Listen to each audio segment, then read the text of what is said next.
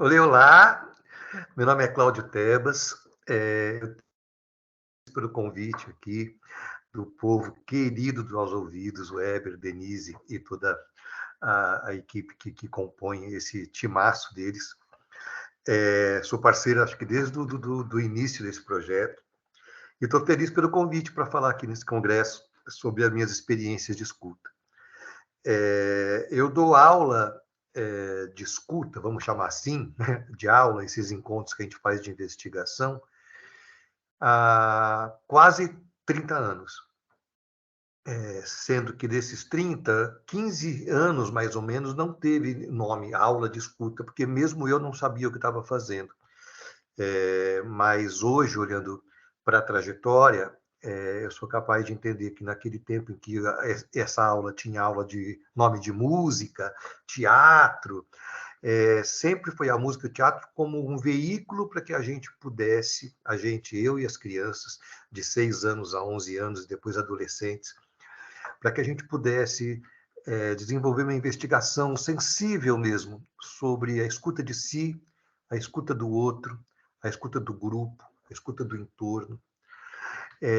Então, posso dizer que a minha investigação desses meus últimos 30 anos tem sido mesmo formas da gente poder se escutar o mundo de um jeito mais apurado, mais delicado, mais sensível, mais honesto, buscando uma expressão mais autêntica do que a gente precisa para estar bem no mundo. Imagino contar aqui uma coisa que é o meu xodó atual, que é a história das brigadas de saúde mental. Eu vou contar o que é isso, contando os encontros que eu tive com alguns mestres que me fizeram organizar esse pensamento.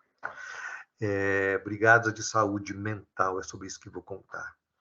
Meu nome é Cláudio, já contei, eu sou o pai da Luísa, do Rafael, marido da Cris, padrasto da Sofia e da Bianca, e sou fundamentalmente palhaço, é a minha profissão.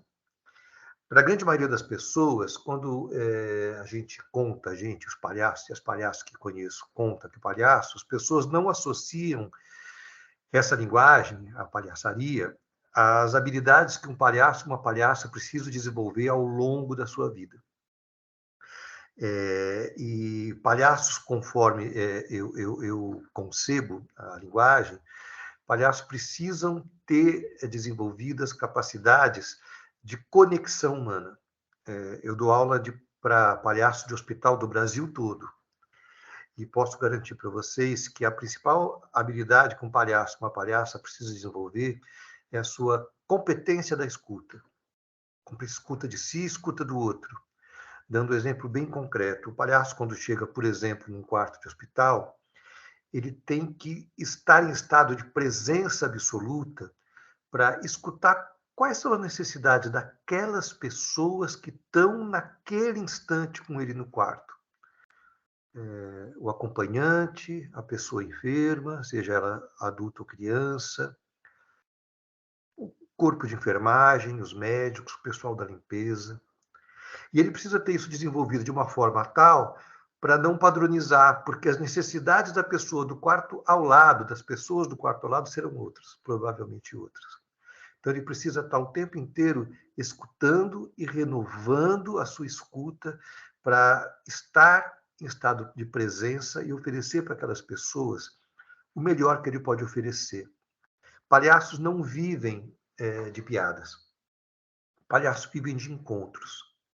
Nesse sentido, acho que aqui também se funde um pouco a palhaçaria com a grande arte da educação, porque, para mim, também professores não vivem da matéria, do conteúdo. Isso também é desculpa para que aconteça algo além disso, que é a conexão humana. Se a gente pensar aqui, talvez, cada um de nós que está nesse momento juntos aqui, se a gente pensar nas grandes mestres que tivemos nas nossas vidas, lá na escola, talvez a gente não lembre tanto da matéria específica, matemática, português, Scarpa, Península, mas talvez a gente lembre daquele professor que era capaz de me fazer sentir possível, mesmo não sendo tão bom naquela matéria, de me fazer sentir legítimo em minhas dúvidas, e me sentindo legítimo em minhas dúvidas, me senti escutado em minha humanidade. Palhaços e professores são escutadores. Algo que é importante trazer para eu chegar lá na Brigada de Saúde Mental, que acho que é o ponto que quero chegar nesse tempo que a gente tem para contar para vocês essa história, desse case que está acontecendo numa grande montadora de carros, indústria automobilística. O palhaço e a palhaça, quando ele entra num quarto de hospital, ele não deve ter a pretensão de achar que ele é capaz de curar aquela tristeza, porque tristeza não se cura, tristeza se transforma. O palhaço ele não está no hospital para substituir a tristeza pela alegria. Se ele for com essa pretensão, ele terá cometido alguns erros. O primeiro é a arrogância. Quem somos nós para achar que somos capazes de fazer isso? O segundo é que ele estará fadado a uma enorme frustração. E passando pela frustração constante, talvez ele adoecer, por se sentir incapaz de fazer algo inatingível. Substituir a tristeza de alguém pela alegria. Palhaço no hospital, quando ele está, quando eu digo palhaço, palhaços e palhaças, quando ele está naquele ambiente, ele procura criar um espaço para que aquelas pessoas sintam acolhimento. E, de repente, desse acolhimento pode até brotar um sorriso. Porque ninguém está no hospital porque quer. Ah, vou no hospital hoje, né? Só está no hospital porque tem alguém doente, porque ela não está se sentindo bem, porque ela está acompanhando. Hospital é lugar de ansiedade, resultados que vão sair, às vezes de alívio. E o palhaço pode entrar um pouco nesse lugar, às vezes, de alívio. O palhaço, ele não substitui a tristeza pela alegria, mas ele pode, quem sabe, oferecer um sorriso para a tristeza. Isso é diferente de querer transformar a tristeza, mas inclui legitimar a tristeza do outro e ampliar a possibilidade de expressão daquele sentimento. Eu posso expressar minha tristeza em silêncio, posso expressar minha tristeza chorando, e de repente eu descubro que posso até expressar minha tristeza com um sorriso. O palhaço ele cria na relação verdadeira com o outro um instante de verdadeiro acolhimento. Verdadeiro acolhimento. Um instante de acolhimento. E levante a mão aqui, quem estiver nos escutando agora, quem aqui já não teve o seu dia um pouco melhorado simplesmente porque alguém parou para te escutar, nem que fosse por um instante? Quem aqui já não sentiu o coração mais tranquilo, ou pelo menos mais sereno, simplesmente porque percebeu que a pessoa que estava com você estava realmente te oferecendo esse instante de te escutar, de te acolher? Para mim, a escuta é a matriz do acolhimento, a matriz do cuidado. Eu aprendi com uma querida amiga neuropesquisadora, Inês Coso, com 2 Es, pesquisem, porque ela é incrível. Eu aprendi que o cérebro memoriza o que nos emociona. Essa memória do que nos emociona fica entranhada, guardada em nós.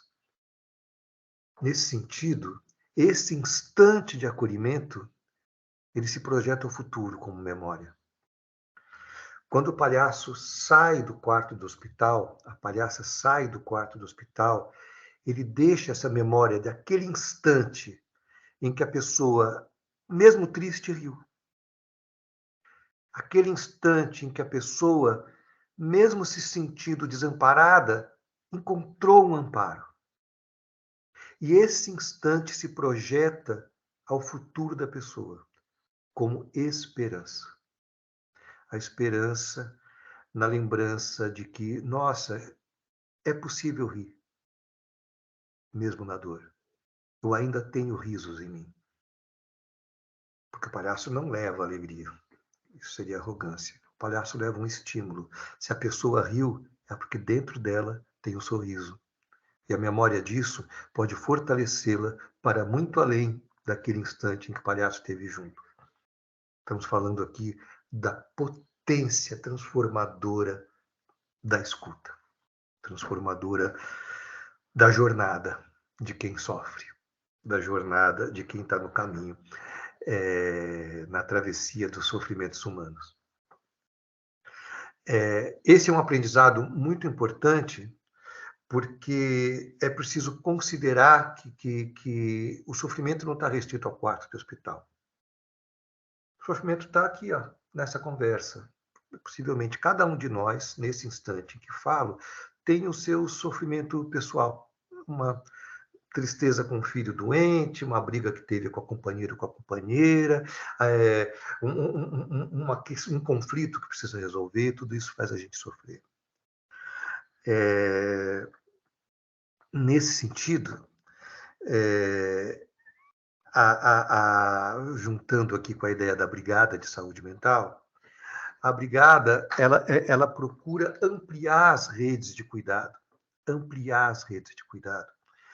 porque não existe mão de obra profissional em saúde mental suficiente para dar conta de todas as pessoas que apresentam sintomas no mundo.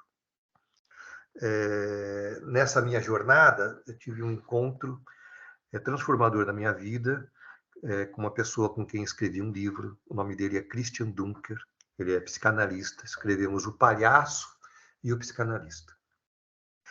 É uma investigação sobre a escuta do palhaço e a escuta do psicanalista, esses dois personagens tão aparentemente díspares, mas que têm muitas coisas em comum. E no encontro com o Christian, ele traz um dado colhido pelo Instituto de Psicologia da USP, muito assombroso. Vejam só esse dado. E lembrando que eu estou trazendo esse dado para se conectar com a rede de escuta, com a brigada de escuta e com a oferta da escuta para acolher o sofrimento humano. O dado que o Christian traz. Se a gente pegar todos os profissionais de saúde mental do mundo, todos os profissionais de saúde mental do mundo, todas as psicólogas, todos os psicólogos, todos os psicanalistas e as psicanalistas, todos os psiquiatras e psiquiatras, pegar todo esse pessoal e levar para a Inglaterra, que é reconhecidamente um país que tem a melhor condição e aparelhagem assim para dar assistência em saúde mental do mundo, se a gente pegar todos os profissionais do mundo, levar para a Inglaterra, que é o país que tem as melhores condições de assistência em saúde mental do mundo, esse povo não dá conta de 1/3 da fila de ingleses que precisa de assistência em saúde mental. Esse dado me assombra e escuto como uma convocatória. É preciso quebrar um paradigma. A questão de saúde mental, ela, diante de um dado tão potente quanto esse, revela-se que está para muito além da capacidade dos profissionais de saúde mental darem conta. Esse dado me convoca a me perceber implicado na resolução ou no cuidado com esse problema. O que eu, indivíduo, Cláudio, posso fazer em relação a isso? E aí que é que entra a rede de brigadistas em saúde mental. Para entender a rede de brigadistas, é preciso separar 2 eixos. E esses eixos eles são essenciais na estrutura da brigada de saúde mental. Um eixo é o sofrimento. O outro eixo é o sintoma.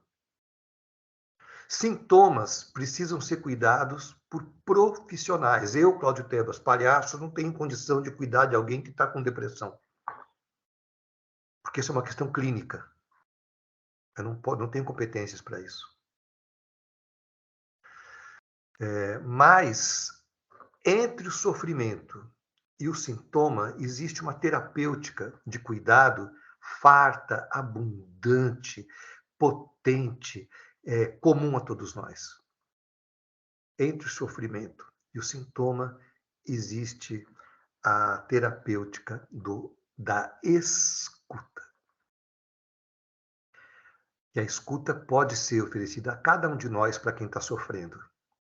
Sintoma, cuidado clínico, sofrimento, cuidado de cada um de nós.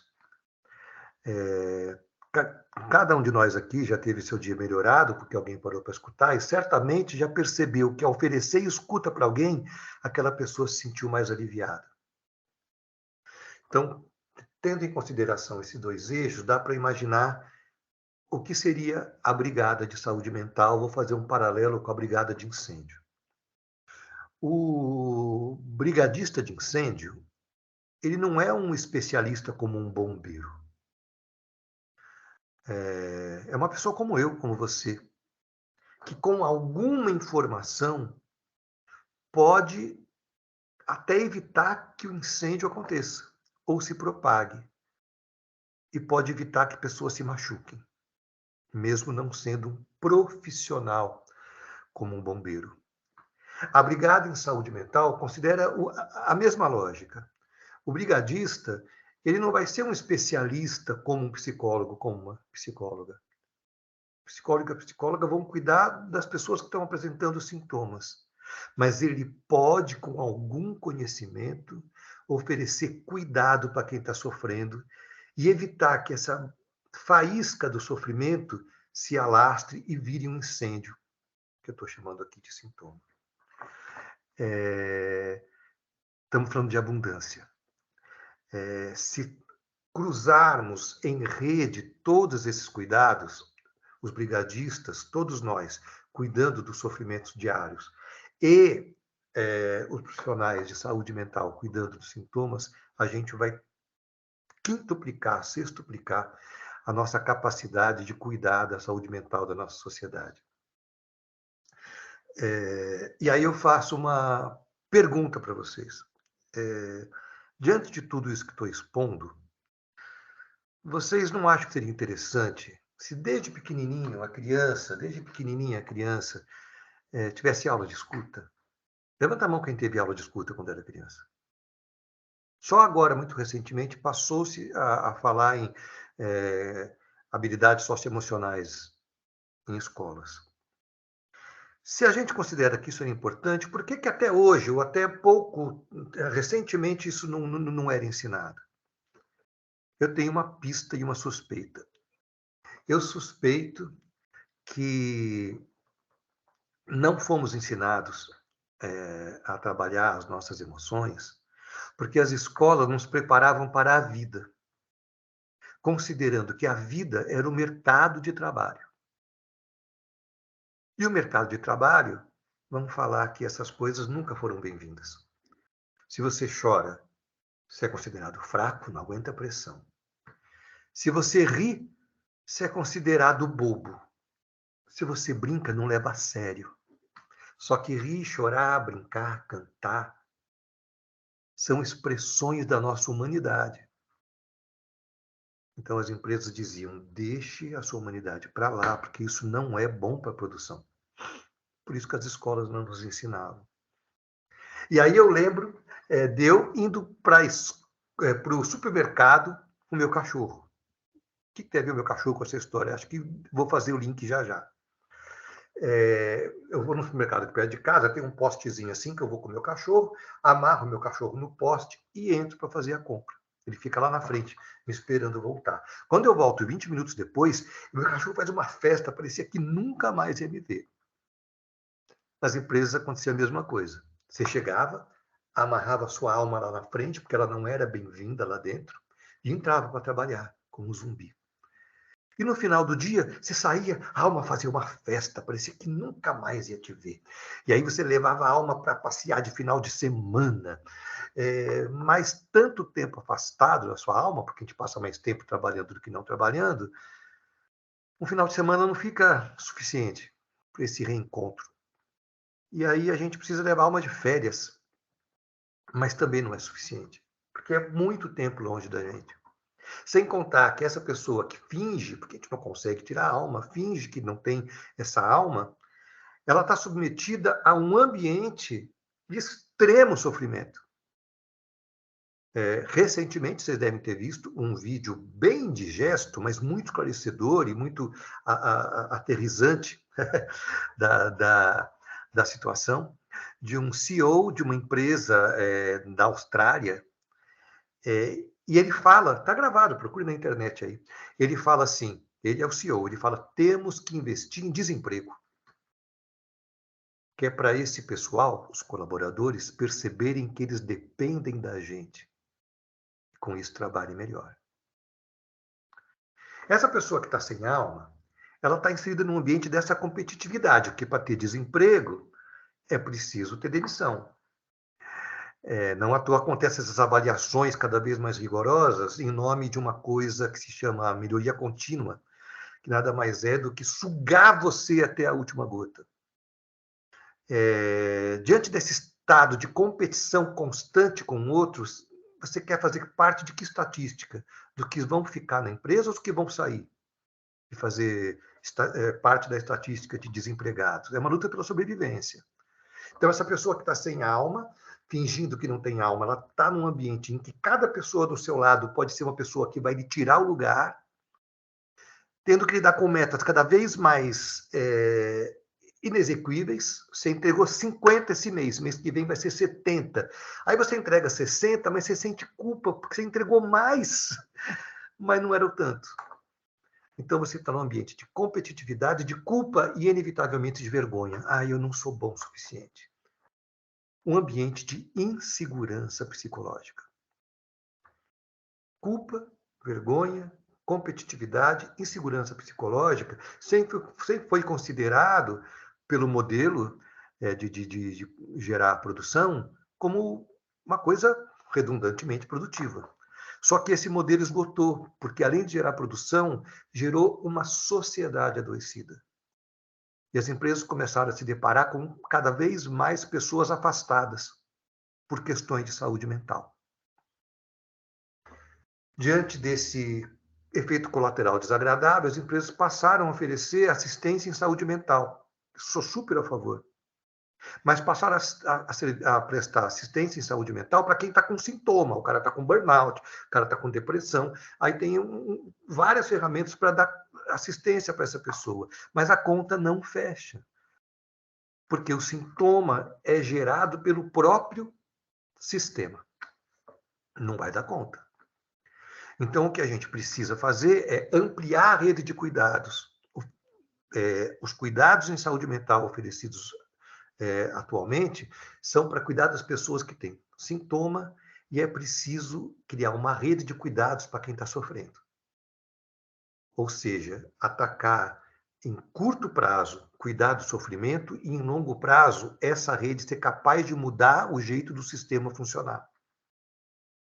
Estamos falando dos brigadistas de saúde mental, que com seu trabalho cuidadoso de formiguinha vai oferecer uma assistência imediata para quem está sofrendo e, ao alterar o jeito de conversar, essa rede vai alterando a cultura da empresa, de dentro para fora, verdadeiramente. Vai sendo substituída a competição a qualquer custo pela colaboração com muito gosto, porque cooperando a gente vai mais longe. Vai sendo substituída a fala como troféu pela escuta como empatia, como compaixão, como acolhimento.